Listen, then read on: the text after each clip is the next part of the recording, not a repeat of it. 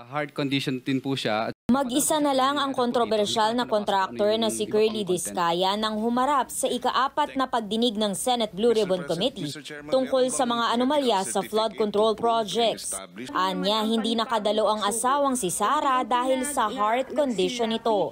Pero iba ang dahilang nakalagay sa excuse letter.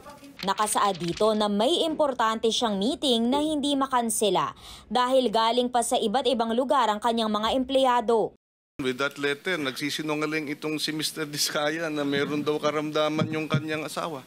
Sige nga, bigyan mo nga kami ng medical certificate. Iba yung sinasabi mismo na misis mo eh. Di ba kayo nag-usap? Sinubukan pang magpaliwanag ni Discaya pero lalo lang nagalit ang mga mambabatas dahil ibang mga sakit naman ang kanyang binanggit. Wala po akong intention talaga magsinungaling pero yung misis ko po kasi talaga ay madalas po, may sakit po talaga siyang diabetes at saka meron po talaga siyang hypertension at katunayan nga po marami po siyang mga maintenance po. Inaprobahan ng komite ang mosyong i-contempt at ikulong ng Senado si Discaya. Samantala, binawi niya ang naunang pahayag ng asawa na may mga pagkakataong nagbid sa parehong government projects ang ilan sa kanilang 9 na construction companies. Nagugulahan lang po siya ng mga time po na yun pero sa records po namin hindi po naglalabanan at nag-divest na po kami. Na-contempt din si dating DPWH Bulacan 1st District Engineer Henry Alcantara matapos itangging may kinalaman siya sa mga ghost projects. Bagay na hindi pinaniwalaan ng mga senador.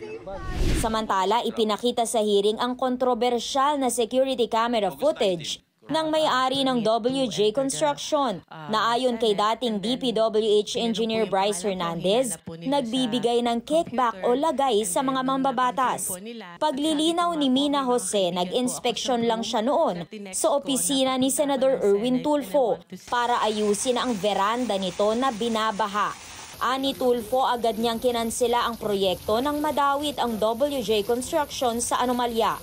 Kinumpronta naman ni Senador Jinggoy Estrada at Joel Villanueva si Hernandez na nag-akusang meron silang 30% kickback mula sa flood control project sa Bulacan, bagay na ilang ulit na nilang itinanggi. Pagkatapos mo ko dinurog sa house ngayon, wala ka specific na sinabi. Ito yung 2023. Pwede ho ba ibigay natin kay Bryce ngayon, Mr. Chairman? Hanapin niya po dito yung sinasabi niya doon sa house na nandito yung binabanggit niya na may flood control project si Joel Villanueva. Una nang kinumpirma ni Lacson na nasa budget ang 355 million peso projects na proponent umano si Estrada. Pero wala naman daw yung 600 million pesos na iniuugnay kay Villanueva. Pero kanina nilinaw ni Hernandez na kapaloob yan sa unprogrammed appropriations, bagay na kinumpirma rin ni Lacson. Gayunpaman, wala pa raw na ipapakitang pruweba si Hernandez na tumanggap nga ng kickback ang mga senador.